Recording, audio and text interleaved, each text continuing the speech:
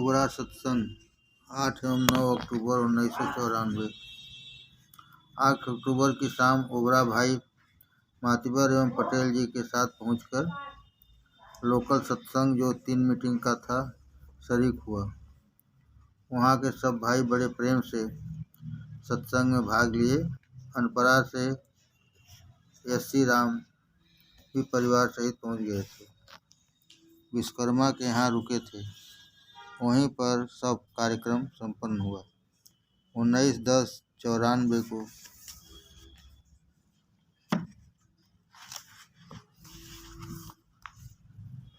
5 बजे करीब सायंकाल सुदर्शन तिवारी के यहाँ मकान पर हवन हुआ। करीब 50 भाइयों का भोजन हुआ। रात्रि जागरण का कार्यक्रम विश्वकर्मा के यहाँ पर हुआ। रात्रि में ही 3 बजे सुबह बनारस वास्ते रवाना हो गए। मातिबर सुरेश के यहाँ चले गए। ओबरा से आते समय एक अज्ञात भय सता रहा था कि बाबूजी कैसे होंगे, क्योंकि कई भाइयों ने कई तरीके से स्वप्न देखे थे। मिर्ज़ापुर 13 अक्टूबर से 23 अक्टूबर 1994। 13 अक्टूबर की सुबह मिर्ज़ापुर भामा के साथ जाकर पूज्यपाद बाबूजी का दर्शन किया। वहाँ शोभा राविन पहले से ही मौजूद थे। 13 तारीख को वंशनारायण भी आ गए। आत्मकथा की लिखाई शुरू हो गई। वे इसी नियत से आए थे। 14 की रात में भामा की तबीयत खराब हो गई, जिससे 15 की सुबह जीप से जाने से आपने मना कर दिया। वैसे इस दिन दशहरा की छुट्टी थी। प्रेस वाली जीप नहीं आई थी। सुबह जब आप टहलने जा रहे थे तभी आपके साथ ही बनारस जाने वास्ते रवाना हो गया। रास्ते में ही मुझे ख्याल आया कि वंशनारायण इतनी दूर से इस वास्ते आए हैं तो मुझे भी 1 हफ्ते की छुट्टी लेकर इनके साथ रहना चाहिए, तभी इस काम में सफलता मिलेगी। मैंने आपसे तुरंत अपने मन की बात निवेदन किया। आप कुछ नहीं बोले। मैं 15 तारीख बनारस जाकर ड्यूटी किया और शाम को वापस आ गया। फिर किताब वाला काम आपात गति से चलने लगा। रविवार की सुबह मातिबर भी परिवार सहित आ गए। उनके परिवार को रोक लिया क्योंकि उस समय वहाँ पर बहुत काम था। इस बीच काफ़ी लोगों का आना जाना रहा। 23 को काफ़ी भीड़ भाड़ भी हमारे गांव के लोगों की थी। करीब 9 लोग थे जो शाम के वक्त वापस चले गए। गिरी जी एवं प्रदीप वहाँ पर बात तक रहे। हमारे आने के बाद पूज्यपाद बाबू जी ने उपाध्याय जी द्वारा शोभा की लड़की की शादी के निस्बत साहब वास्ते पत्र लिखवाए। गिरी जी ने बतलाया कि उसको लेकर कोई साहब के पास जाएगा। हमारी समझ से यह शादी नहीं होगी, क्योंकि उस शादी के निस्बत एक जगह बात तय हो गई है। पूज्यपाद बाबूजी की तबीयत खराब चल रही है। उनके यहाँ अपने स्वार्थ के लिए रहकर अपने मन के अनुसार उनसे काम करवाना सर्वथा भक्ति के विरुद्ध है।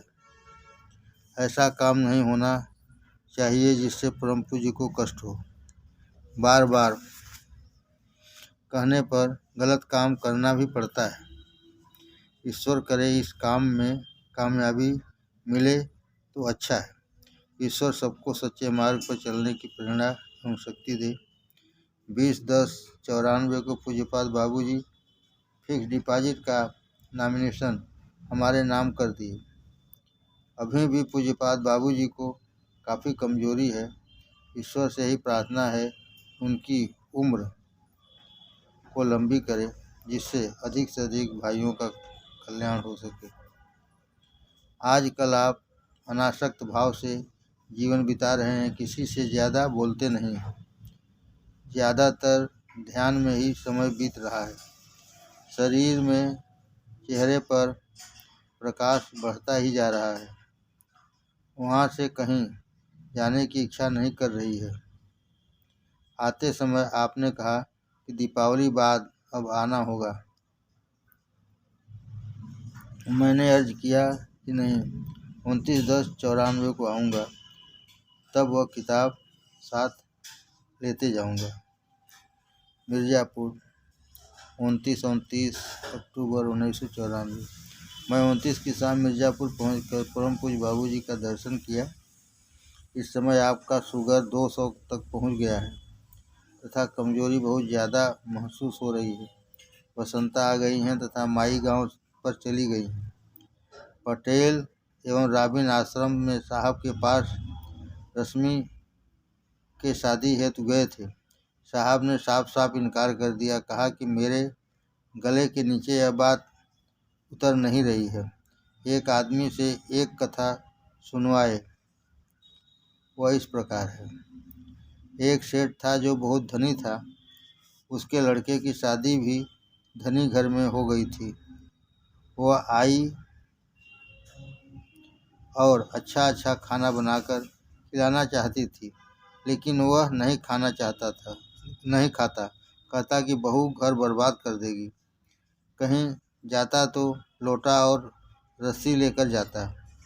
एक बार बहू से नहीं रहा गया और लोटा में थोड़ा चीनी रख दिया कि चीनी खाकर पानी पी लेंगे। वह रास्ते में गए और कुएं से पानी निकाले। पानी निकालने से कुछ चीनी पानी में घुल गई। जब पानी पीने लगे तो मीठा लगा, तो क्रोध में आकर पानी उड़ेल दिया। पास में नाग की बाबी थी, उसमें पानी चला गया तो नाग पीकर प्रसन्न हो गया। बाहर निकला और कहा, वरदान मांगो, मैं तुमसे बहुत खुश हूँ। उसने सोचा कि यह बहू की देन है तो बहू से पूछकर ही मांगना चाहिए। वह नाग देवता से कहा कि कल मैं बहू से पूछकर मांगूंगा। घर गया तब बहू से पूछा कि क्या मांगूं। तब उसने कहा कि उनसे मांगो कि उपभोग करने की शक्ति दे दो। वह जाकर कहा, तब नाग देवता अपना मुंह पटक दिए। तब सेठ को बहुत आश्चर्य हुआ। मैं कुछ नहीं मांगा, फिर भी आपकी यह हालत क्यों हो रही है। तब नाग देवता ने कहा, तुम्हारे भाग्य में उपभोग करना तो लिखा ही नहीं था, लेकिन बहू की वजह से तुम्हारा भाग्य भी पलट गया। चलते समय साहब ने कहा कि मुंशी जी से कह दो कि रस्साकसी न करें। हम भी प्रार्थना करेंगे और वह भी प्रार्थना करें, जिससे कहीं न कहीं शादी हो जाए। रविवार को बलिया के विजय बहादुर सिंह एवं उनकी पत्नी को पूजा विधि बतलाया। इसकी पुष्टि की। इलाका सोचन के साथ रविवार दोपहर में आए तथा पूज्य बाबूजी का गांव जाने हेतु प्रोग्राम बनाया जाने लगा। पूज्य बाबूजी फरमाए कि कष्ट बहुत होगा, अब दीपावली को चलकर फिर प्रोग्राम बनाना है। शोभा एवं राबिन वहाँ पर 5/10/94 को रुके हुए हैं। दोपहर में रामघन परिवार सहित आए। आज पटेल भी शाम को वापस चले गए। आजकल भाई राम गोविंद मिश्र पारिवारिक उलझनों तथा अपनी माताजी के तबीयत को लेकर काफ़ी परेशान है। प्रेमचंद भी रविवार की शाम पहुंचकर पूज्यपाद बाबूजी का दर्शन किए। मिर्ज़ापुर, 4 नवंबर 1994। आज करीब 14 आदमी मिर्ज़ापुर पहुंचकर पूज्यपाद बाबूजी का दर्शन किए। आने वालों में मुख्य इलाका मास्टर सोचन, विजयी, भामा, माई, मातिबर, मानिक, मैं और कई लोग थे। आप आज सुबह छत पर आए और कहे कि रामः गावः सुमिरे रामः संतत सुनी राम गुण गावः। इसका अर्थ बतलाते हुए आपने कहा कि राम नाम को गाया जाता है तथा सुमिरन भी किया जाता है। संत लोग राम नाम को सुनते हैं। सुनने की क्रिया संत लोग ही करते हैं। आपने कहा कि राम नाम को गाया जाता है तथा सुमिरन भी किया जाता है। संत लोग राम नाम को सुनते हैं सुनने की क्रिया संत लोग ही करते हैं। यह राम नाम संत के द्वारा ही सुना जा सकता है। इसके लिए संत के पास पहुंचना जरूरी है। यह सब गुरु की कृपा पर ही निर्भर है। देखिए, पहले मीराबाई भगवान के लिए भजन बनाती थी। उसमें बराबर लिखती थी कि मीरा के प्रभु गिरधर नागर। इनके पति का देहांत पहले ही हो गया था। जहर भी भेजा गया, जिसको भगवान ने अमृत बना दिया। लेकिन जब गुरु से मुलाकात हुई तो उनके गाने का ढंग बदल गया। तब वह शुरू कर दिया, पायो जी मैंने नाम रतन धन पायो। आज आप गांव पर 6/11/84 को 94 को चलने के लिए राजी हो गए। 6 घंटे गांव पर रहने का प्रोग्राम बनाया गया। पूज्य बाबूजी का गांव कुंडरिया में आगमन 6 नवंबर 1994। आज सुबह बुद्धू एवं बबलू मिर्जापुर जाकर पूज्यपाद बाबूजी को लिवा कर गाँव पर करीब 11 बजे आ गए। साथ में सुदर्शन तिवारी, सावित्री, बसंता एवं चिंता भी थी। बाहर एवं गांव के मिलाकर करीब 100 सत्संगी भाई बहन हो गए थे। बाहर के लोगों की व्यवस्था भोजन पानी की इलाका के घर पर ही थी। आपने आते आते ही मुझको बुलाकर कहा कि आज मेरे आने का मकसद सिर्फ कलकत्ता वालों को पूजा बतलाना है। उन लोगों को ठीक से पूजा बतला दीजिए। इसके बाद मैं तीनों लोगों को बुलाकर पूजा विधिवत बतलाया। फिर उन तीनों लोगों को कन्फर्मेशन हेतु बाबूजी के पास भेज दिया। करीब 5 घंटे गांव पर रुके। हमारे घर पर भी 1.5 घंटे रुके। वहीं पर पूजा की व्यवस्था की गई। काफ़ी लोग फैज़याब हुए। शाम को 4 बजे पूज्यपाद बाबूजी मिर्ज़ापुर वापस चले गए। मिर्ज़ापुर 12 एवं 13 नवंबर 1994। मैं 12 तारीख शनिवार को मिर्ज़ापुर पहुंचकर पूज्यपाद बाबूजी का दर्शन किया। वहां पर डॉक्टर नंदलाल, बंसनारायण एवं विष्णु आदि लोग उपस्थित थे। आज रात्रि में पूरी आत्मकथा लिखकर पूज्यपाद बाबूजी के पास पढ़ने वास्ते दे दिया। इसके बाद प्रेस में छपने वास्ते दिया जाएगा। 13 तारीख को औराई में आरसी तिवारी के यहाँ सत्संग का प्रोग्राम था। सभी सत्संगी भाई मिर्ज़ापुर सत्संग के बाद वहाँ पर 11 बजे पहुँच गए। तिवारी के यहाँ पिताजी एवं मझले भाई भी सत्संग में सम्मिलित हुए। इन लोगों को भी पूजा विधि बतलाया गया। प्रेमलता भी अपने आदमी के साथ गोपीगंज से आ गई थी। बाद में इन लोगों से बातचीत करना है। अशोक भी एक नए भाई शैलेंद्र के साथ गए थे।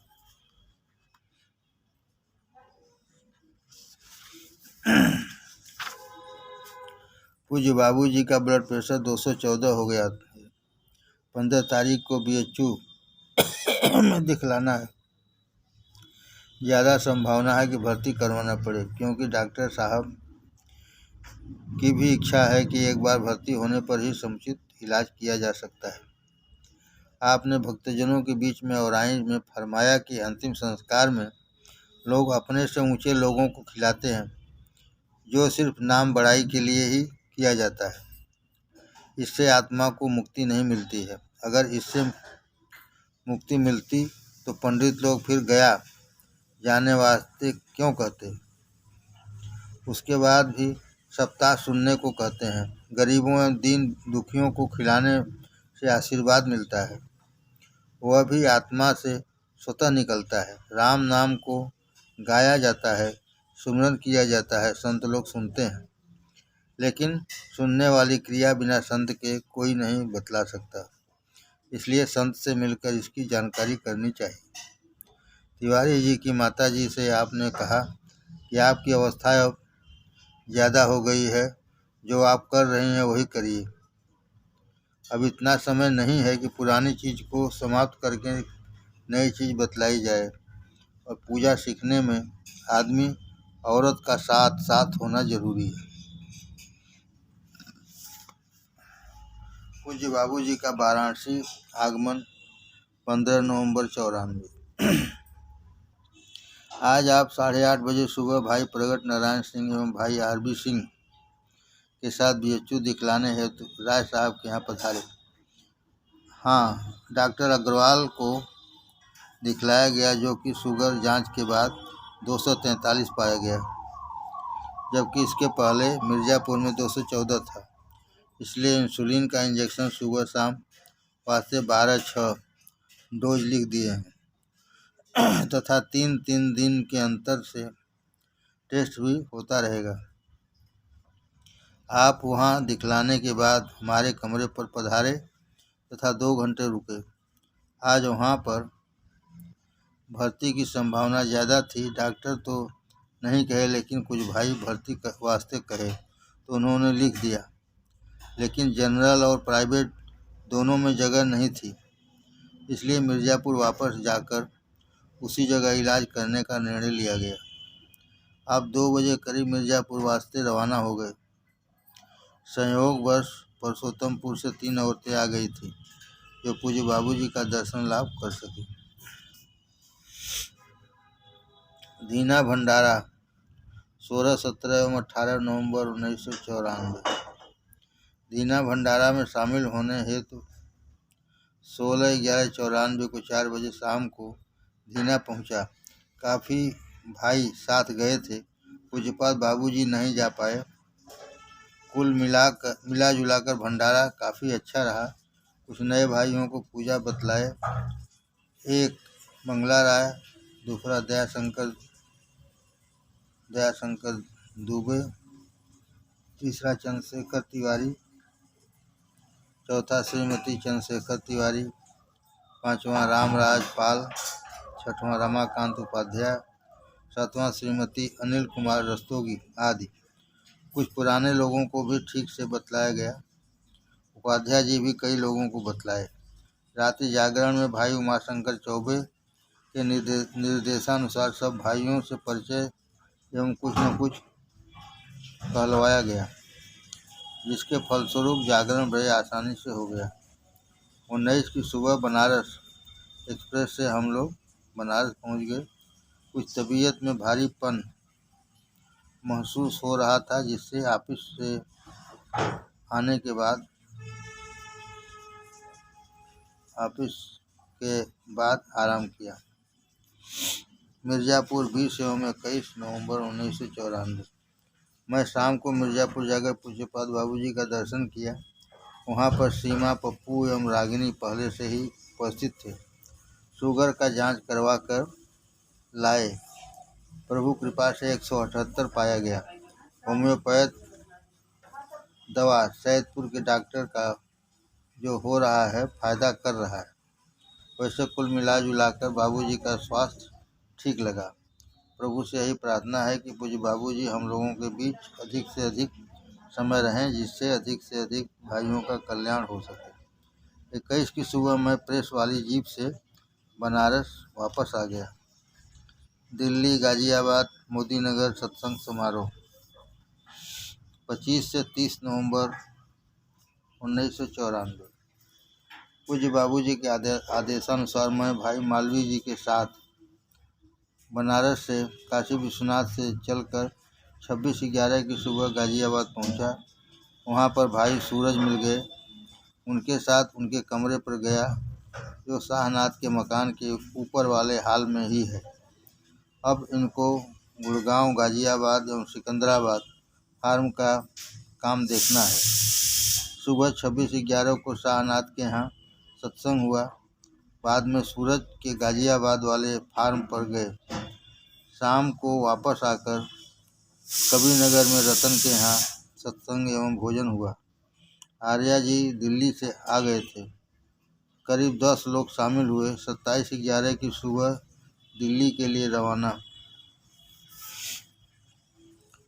हुआ। वहाँ पर बैंक के काम से खाली होकर शाम को आर्या जी के यहाँ सत्संग हुआ। वहाँ 3 भाई नए सत्संग में शामिल हुए। रात में ही हम लोग वापस गाजियाबाद चले आए। करीब 10 आदमी सत्संग में शामिल हुए। 28 तारीख को राम प्यारे मोदीनगर से अपनी गाड़ी लेकर आ गए। हम लोग 5 आदमी, मैं, सूरज, राम प्यारे, रतन, मालवी जी, उदयवीर के गांव पर गए। वहां पर 2 घंटे से ज़्यादा रुके। रात में मोदी नगर पहुंच गए। वहां पर शाम को सत्संग हुआ। करीब 7 आदमी थे। 29/11 की सुबह उदयवीर भी आ गए तथा रतन एवं सूरज सुबह चले गए। हम लोग उदयवीर के साथ रामकृष्ण कॉलोनी में पूज्य श्यामलाल सक्सेना के निवास पर गए। वहां पर आधा घंटा रहे। बाद में रतन के यहाँ पहुँचे। शाम को सत्संग वहाँ पर हुआ। करीब 9 लोग सम्मिलित हुए। 30/11 को काशी विश्वनाथ से चलकर 1/12 को वाराणसी पहुँच गए। यह प्रोग्राम पूरा आध्यात्मिक था। मालवीय जी बहुत दिनों बाद सोबत का फायदा उठाए। मिर्ज़ापुर 3 एवं 4 दिसंबर 1994। 3/12/94 को भाई रामानंद के साथ मिर्ज़ापुर पहुंचकर पूज्यपाद बाबूजी का दर्शन किया। इधर शुगर थोड़ा फिर पिछली बार की अपेक्षा बढ़ा है। शाम को भाई कपिल एवं पटेल जी आ गए।